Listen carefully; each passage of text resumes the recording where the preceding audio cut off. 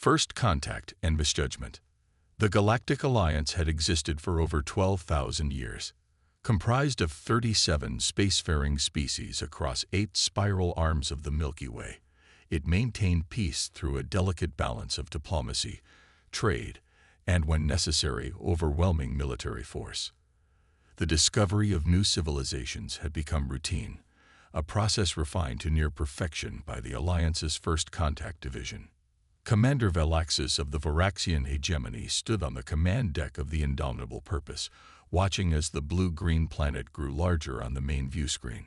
His scaled skin shifted from deep purple to a confident gold as he contemplated the mission ahead. Earth represented the Alliance's newest discovery, a developing civilization that had only recently achieved faster-than-light travel. Analysis complete, Commander, reported Science Officer Merrick, her 6 appendages working multiple consoles simultaneously. Human technology is approximately 2 centuries behind Alliance standards. Their weaponry is primarily kinetic and nuclear, with rudimentary energy shielding. Their ships are slow and poorly armored. Valaxis flicked his primary sensory ridge in acknowledgement. And their governmental structure. Fragmented. Multiple nation-states with a loose planetary council. No unified military command. Ambassador Thelona, the mission's diplomatic lead from the Alliance Council, stepped forward.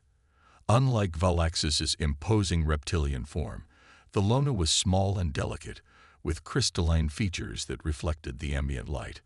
"Remember, Commander, this is a diplomatic mission," she cautioned.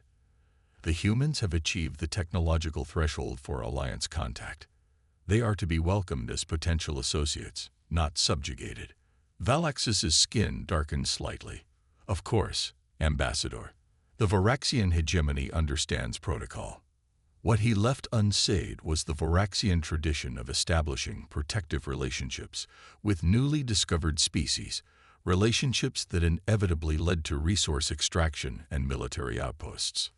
The first meeting occurred in Earth's orbit. The human delegation arrived in their flagship, the UES Horizon, a vessel that Valaxis noted was barely 1/4 the size of his own.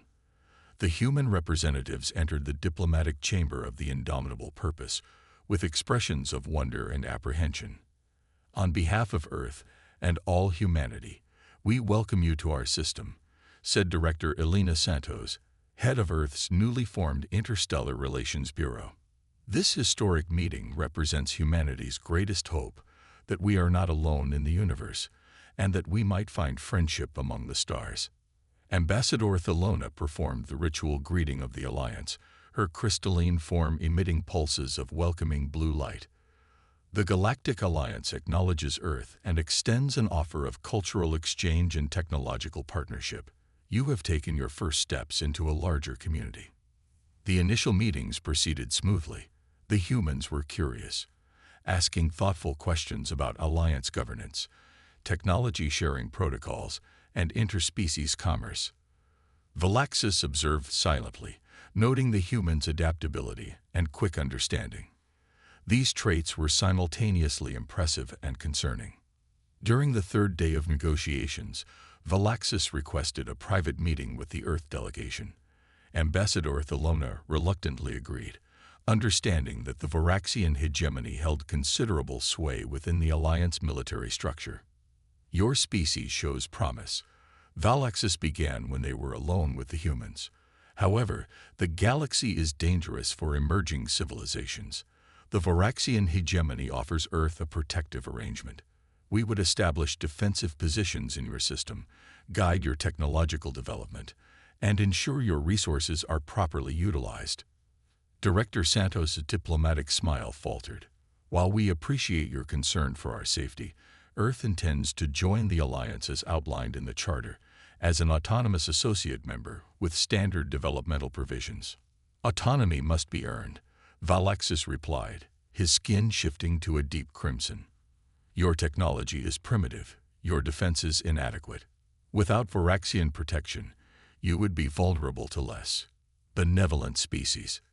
The meeting ended with tension beneath the diplomatic pleasantries. As the humans returned to their vessel, Valaxis turned to his second-in-command. Begin surveillance of all human outposts. Identify their weakest colony for a demonstration.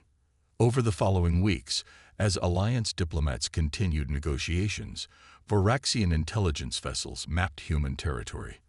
They identified Proxima Colony, humanity's only extrasolar settlement, with just under 10,000 inhabitants, as the optimal target. On Earth, the Planetary Council debated the implications of the Varaxian offers. Admiral Way of the United Earth Defense Force presented his assessment to a closed session. The Varaxians are following a classic pattern of intimidation, he explained. They're establishing a pretext for intervention while gathering intelligence on our capabilities. What do you recommend? Asked Council Chair Okafor. We continue diplomatic engagement with the broader alliance while accelerating our military readiness, and we prepare for the possibility that the Varaxians may force our hand. The Admiral's prediction proved accurate sooner than expected. 3 Varaxian warships appeared in the Proxima Centauri system without warning or diplomatic notification. Their message was broadcast to both the colony and Earth. People of Earth, the Varaxian hegemony has determined that your unprotected colonies represent a destabilizing factor in this sector. For your own safety, we are establishing a protective presence at Proxima Centauri. This is not negotiable. The Varaxian vessels moved into orbit around Proxima Colony, weapon systems powered but inactive, a clear demonstration of overwhelming force. They expected either immediate surrender or futile resistance from the colony's small defense force. What happened next would forever change how the galaxy viewed humanity. The Varaxians detected no unusual energy signatures, no military mobilization. The human defense platforms around the colony remained powered down. Commander Valaxis allowed himself to feel satisfaction as he ordered landing parties to establish control of the colony's governmental center. The humans understand their position, he remarked to his bridge officers. Sometimes a species requires a demonstration of power to recognize reality. As the first wave of Varaxian shuttles descended toward the colony, still encountering no resistance, Valaxis began composing his victory report to the hegemony. The attack came from nowhere. Small objects, barely larger than personal transport pods, suddenly accelerated from hidden positions within the colony's asteroid mining belt. Hundreds of them, moving at velocities that the Varaxian sensors initially dismissed as reading errors. Commander, multiple projectiles approaching, called the tactical officer, her voice rising with alarm. They're not powered. They're kinetic weapons. Valaxis's confidence faltered. Activate defensive screens. Target with energy cannons. But the objects were too numerous, too fast, and too small for the Varaxian targeting systems calibrated for conventional warships. The first impact struck the indomitable Purpose with devastating force, penetrating the energy shields designed to repel energy weapons, not hyper-accelerated tungsten rods. Similar attacks struck the other Varaxian vessels simultaneously. Within moments, the proud warships were crippled, their hulls breached, weapons systems offline. Then came the second wave. Actual human warships decloaking from positions where they had lain dormant, their signatures masked by technology the Alliance had believed beyond human capability. This is Admiral Jenna Reyes of the United Earth Defense Force, came the transmission to the crippled Varaxian fleet. Your unprovoked aggression against a human colony constitutes an act of war. Surrender your vessels immediately or be destroyed. Valaxis stared at the viewscreen in shock as his ship's systems failed around him. How had they hidden such capabilities? How had Alliance intelligence been so wrong? The humans. They deceived us, he whispered as he gave the order to surrender. The galaxy would soon learn what the Varaxians discovered that day. Humanity had a long history of preparing for the worst while hoping for the best. They had revealed only a fraction of their military technology during first contact, keeping their true capabilities hidden. The lesson was just beginning. The Galactic response. News of the Varaxian defeat spread across the Galactic Alliance like a shockwave. The diplomatic frequencies were flooded with demands for information and emergency council sessions. How had a supposedly primitive species devastated 3 warships of the mighty Varaxian hegemony? High Counselor Zexta of the Alliance presided over the emergency session, his gelatinous form pulsing with stress chromatophores. Representatives from all 37 member species filled the grand chamber on the Alliance capital world of harmonious unity. The human response was disproportionate and deceptive, thundered the Varaxian delegate, Supreme Marshal Drax. They concealed their true technological capabilities during diplomatic exchange, a violation of first contact protocols. Ambassador Thelona countered, her crystalline form glittering with indignation. The Varaxians launched an unauthorized military operation against a civilian colony. By any measure, the humans acted in legitimate self-defense. The debate raged for days. Meanwhile, detailed analyses of the human counterattacks circulated among Alliance military strategists. The humans had employed technologies that should have been beyond their development stage. Advanced kinetic kill vehicles with minimal energy signatures, rudimentary but effective cloaking technology, and decentralized command structures that had completely circumvented Varaxian intelligence. Most disturbing was the revelation that humans had prepared these defenses before first contact. They had expected the possibility of hostile aliens and planned accordingly. In a closed session of the Alliance Security Council, strategic analyst Veerbax of the Quantarian technocracy presented his findings. The humans demonstrate a unique psychological profile. Their historical development occurred in isolation with high competition between subgroups. This fostered extreme innovation under pressure and a persistent expectation of conflict. Are you suggesting they're inherently aggressive? Asked Counselor Zexta. Not necessarily aggressive, adaptive. They prepare for worst-case scenarios as a cultural imperative. And their technological development follows unusual patterns. While we advanced methodically along established scientific paths, humans take intuitive leaps and explore multiple divergent technologies simultaneously. Supreme Marshal Drax saw opportunity in this assessment. Then they represent a destabilizing force that must be contained before they threaten Alliance security. The Varaxian hegemony proposes a coalition action to establish boundaries for human expansion. Despite objections from more moderate members, the Security Council narrowly approved a containment operation. 7 species committed military forces, creating the largest coalition fleet assembled in over a millennium. 200 warships with supporting vessels, all employing the Alliance's most advanced technology. On Earth, humanity prepared.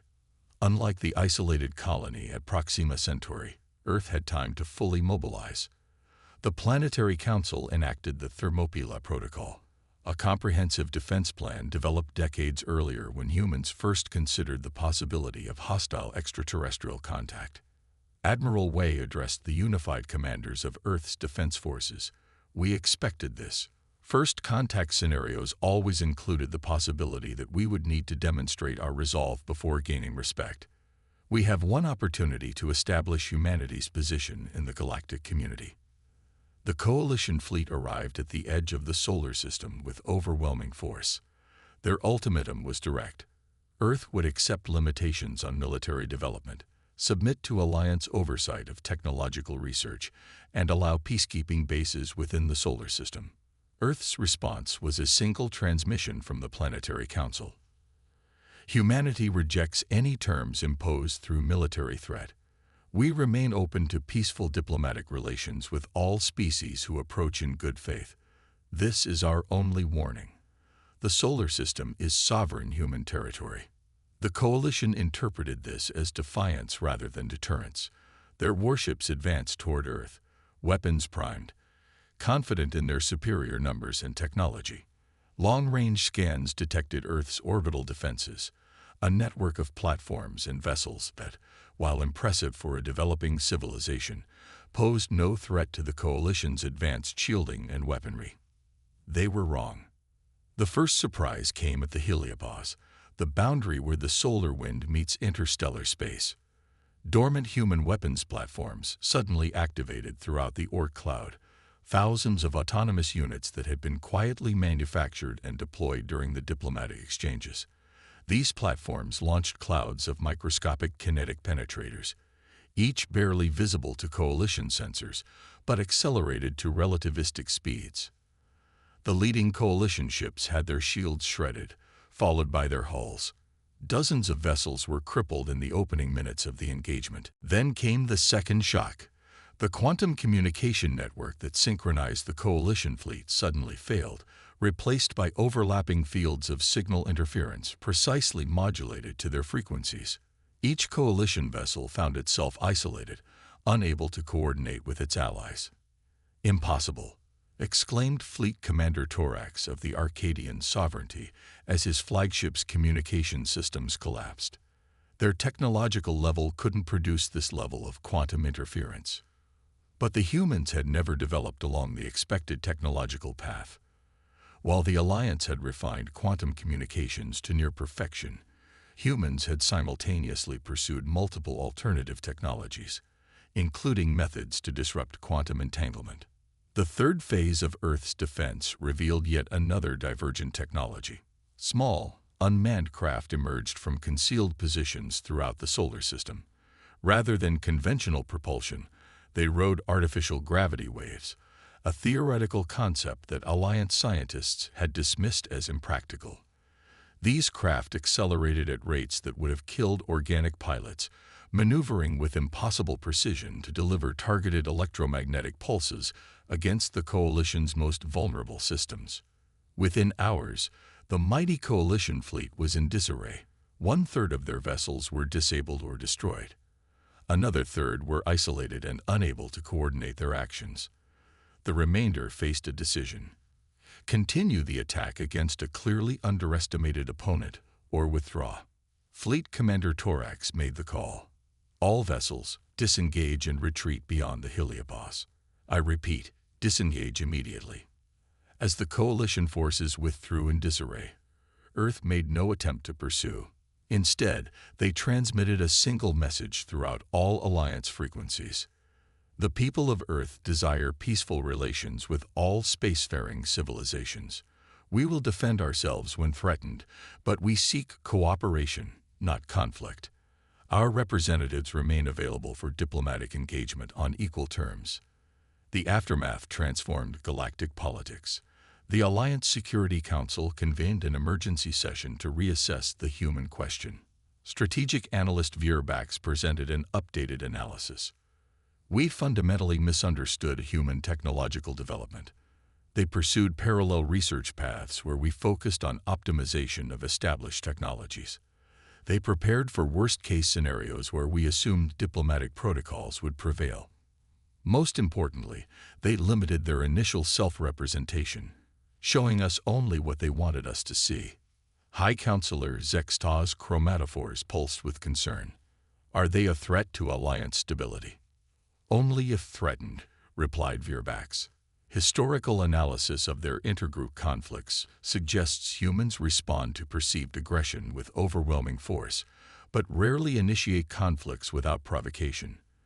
Their goal appears to be secure autonomous development, not expansion or dominance."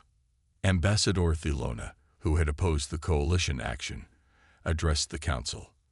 "I propose we approach humans as equals, not as a species to be managed or contained. Their technological path offers opportunities for mutual advancement if we collaborate rather than compete." The Alliance ultimately established new diplomatic relations with Earth, this time with genuine respect rather than condescension. The Varaxian hegemony, humiliated by their defeat, withdrew their objections after their internal political structure underwent significant reformation. 5 years after first contact, humanity was granted full membership in the Galactic Alliance, an unprecedented acceleration of the usual integration process. Human representatives brought new perspectives to the ancient institution, while human scientists shared their unique technological approaches in exchange for access to the Alliance's accumulated knowledge. Throughout inhabited space, a new understanding emerged.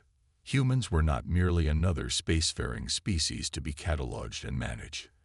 They were dangerous when threatened, innovative beyond prediction, and utterly unwilling to accept subservient status.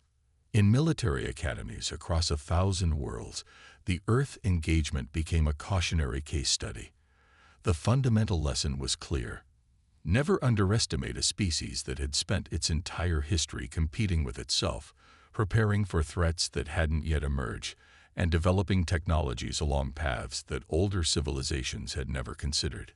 This was why the galaxy came to fear humanity, not because humans were conquerors or aggressors, but because they had evolved in isolation with the constant expectation that they might someday need to defend themselves against the unknown.